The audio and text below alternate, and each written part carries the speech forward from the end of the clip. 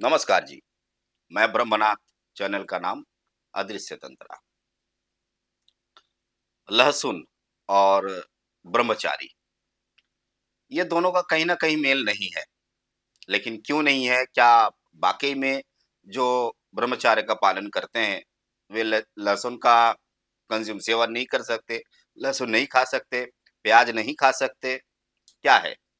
एक तरफ तो हम ये जानते हैं कि ये प्रकृति का देन है, लहसुन हो प्याज हो, ये प्रकृति का देन है। लेकिन एक तरफ हम ये भी कहते हैं कि जो ब्रह्मचार्य पालन करते हैं वे लहसुन प्याज नहीं खा सकते। बात करेंगे हम इसके विषय में, आपसे बताएंगे भी और चर्चा भी करेंगे। पहले समझ लेते हैं लहसुन। देखिए, लहसुन एक प्रकृति का उपादान है। प्रकृति हमारे लिए दिए है। आयुर्वेद शास्त्र में लहसुन को अमृत समान बताया गया है, या फिर प्याज को अमृत समान बताया गया है। लेकिन फिर ऐसा क्या कारण है जहां पर ब्रह्मचार्य के लिए इसे मना किया जाता है? समझते हैं बातें।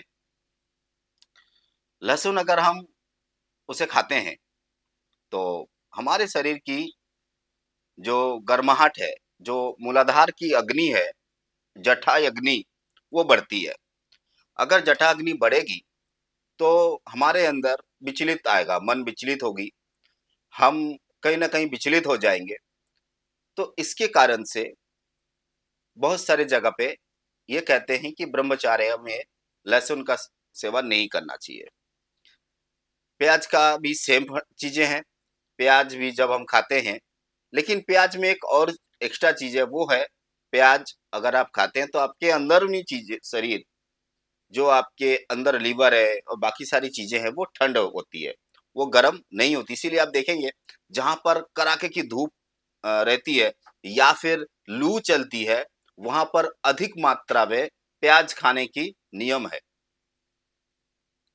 तो यहाँ पर ब्रह्मचार्य में हम लहसुन का सेवन करेंगे या नहीं करेंगे, वो निर्भर करता है कि हम खुद पे कितना कंट्रोल कर पा रहे हैं। जरूरी नहीं है कि आप लहसुन खा रहे हैं तो ब्रह्मचार्य टूट जाएगा। जरूरी नहीं है। ये भी जरूरी नहीं है कि आप नहीं खाएंगे तो ब्रह्मचार्य का पालन नियमित रूप से और ठीक ठाक रूप से आप सफल हो जाएंगे। ऐसा भी नहीं है। हमारे शरीर में लहसुन प्याज मसालों की भी जरूरतें हैं। ये शरीर की जरूरत है। अगर जरूरत नहीं होती तो प्रकृति हमें नहीं देती। चाहे वो लहसुन हो, प्याज हो, मिर्चा हो, अदरक हो, जो भी हो, जैसे मसाले हम खाते हैं वो हमारे शरीर की नीड है। कहीं ना कहीं वो हमारे शरीर में जाके एक मेडिसिन की काम करती है, एक दवा का रूप में वो काम करती है।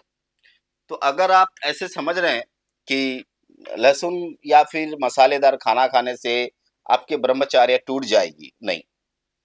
तब तक नहीं टूटेगी जब तक आप विचलित नहीं होते हो, जब तक आप खुद को संभाल रहे हो, तब तक ऐसा कुछ नहीं होगा। और बाकी जो चीजें होती है, किसी ने बता दिया, या फिर जो जिस आश्रम में रहते हैं वहां का नियम है, वो अपनी अपनी बातें हैं। लेकिन मेरे पास सवाल आया था, क्या ब्रह्मचार्य में लहसुन का सेवन करनी चाहिए, लहसुन खानी चाहिए? तो मेरी उत्तर सेम है कि अगर आप संभाल सकते हो खुद को तो आप खा सकते हो। नहीं संभाल सकते तो कुछ भी खाएंगे, जैसे दूध।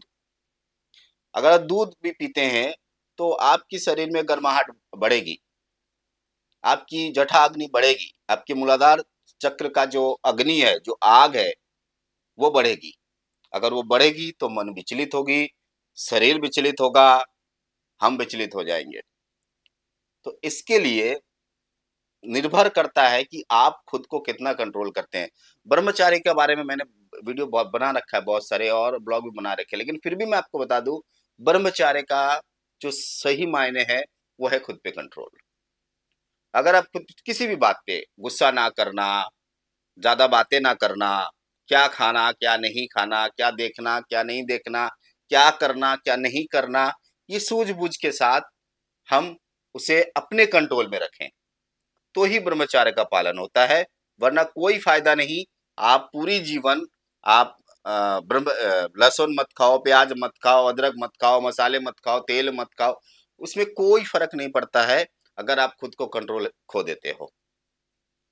ठीक है? एग्जाम्पल तौर पे मैं आपको बता दूं, आपके सामने से कोई ब्रह्मचारी है और आपके सामने से एक सुंदर सी महिला गुजरी और आपने उसे देखने की बजाय आप अगर चेहरा घुमा लेते हो, दैट्स मीन आप आउट ऑफ कंट्रोल हो। आप खुद पे ऊपर कंट्रोल नहीं रख पा रहे हो। तो इससे कोई फायदा नहीं है।